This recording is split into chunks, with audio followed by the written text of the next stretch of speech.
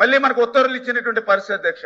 అంటే ఈ రకంగా ఏదైతే మరి ఈవేళ గౌరవ సభ్యులు కూడా అడుగుతూ ఉన్నారు, ఏదైతే మరి చంద్రబాబు నాయుడు గారు చెప్పాలి, లేదా ఇరిగేషన్ మినిస్టర్ గారు చెప్పాలని.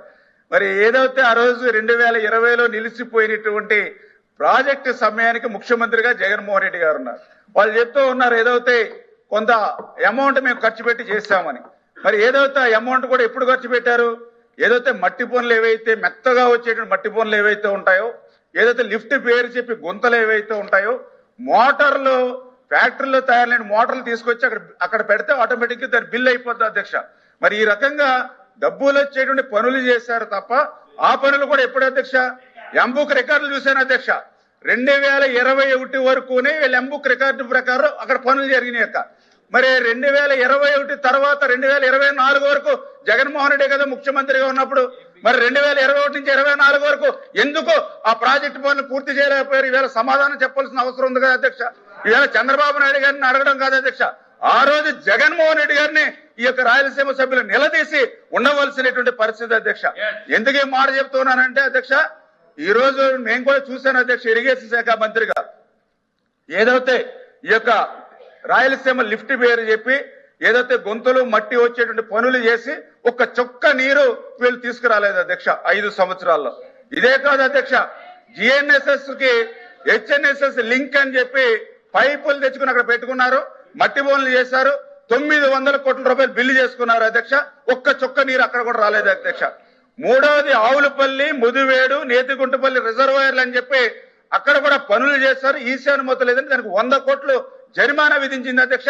అది కూడా ఒక చుక్క నీరు రాలేదు అధ్యక్ష. అంటే వీళ్ళు చేసినటువంటి పనులు చూస్తూ ఉంటే కేవలం ఏదైతే డబ్బులు జేబులు నింపుకోవడానికే పనులు తప్ప రాయలసీమ చిత్తశుద్ధి కోసం పనిచేసినట్టుగా అక్కడ కనపడలేదు అధ్యక్ష. ఈ రోజు గౌరవ సభ్యులు అడుగుతూ ఉన్నారు, ఈవేళ చంద్రబాబు నాయుడు గారిని లేకపోతే జగన్మోహన్ రెడ్డి గారి ద్రోహిని. ఈవేళ సూటిగా నేను కూడా అడుగుతూ ఉన్నా, ఏదైతే ఈవేళ జిఎన్ఎస్ఎస్ గురించి మాట్లాడుతాను. మీరు 15 నిమిషాలు అవకాశం ఇచ్చారు అధ్యక్ష. మీరు వాళ్ళకి 20 నిమిషాలు అధ్యక్ష ఇచ్చారు అధ్యక్ష.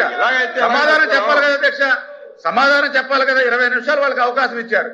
ఏదైతే మేము ఆల్రెడీ మీకు కూడా చెప్పాము అధ్యక్ష, రేపు ఆల్రెడీ దీని మీద షార్ట్ నోట్ డిస్కషన్ ఉంది, ఆ ప్లాట్ఫామ్ మీద రమ్మని మేము చెప్పాం.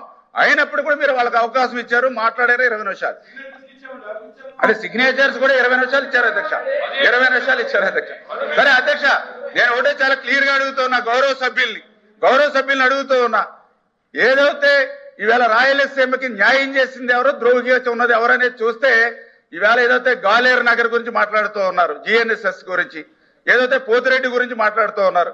ఈవేళ పోతిరెడ్డి పోడ దగ్గర నుంచి ఈ ప్రభుత్వం ఈ సంవత్సరం చూసినట్లయితే డైరెక్ట్ గా ఈవేళ మరి 200 టీఎంసీలు నీరు తీసుకున్నాం అధ్యక్ష. ఈ రోజు పోతిరెడ్డి పోడ నుంచి ఈవేళ మేము 203 టీఎంసీలు ఈవేళ నీటిని నింపాం అధ్యక్ష.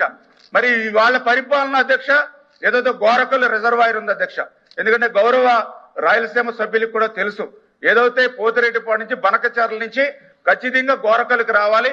గోరకల్లు రిజర్వాయర్ నిండితేనే అవుకుకు వస్తుంది, అవుకుకు నిండితేనే గండికోట వస్తుంది, గండికోట నిండితేనే చిత్రావతికి వస్తుంది.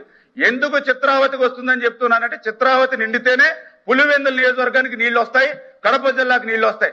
నేను ఇక్కడ అడిగేది ఏంటంటే, గోరకల్లు రిజర్వాయర్ ప్రమాదంలో ఉంది, దానికి 60 కోట్ల రూపాయలు నిధులు ఇవ్వకపోతే గోరకల్లు కొలాప్స్ అయిపోతాని 5 సంవత్సరాల్లో ఆ రోజు అధికారులు మొరపెట్టుకుంటే గోరకల్లుకి 1 రూపాయి ఇవ్వలేదు అని అంటే, ఆ గోరకల్లు ప్రమాదంలో పడితే నీ కడప జిల్లాకి నీ పులివెందులకి నీళ్లు రావని తెలిసినా కూడా 1 రూపాయి అక్కడ నీ గోరకల్లుకి ఇవ్వలేదు అధ్యక్ష.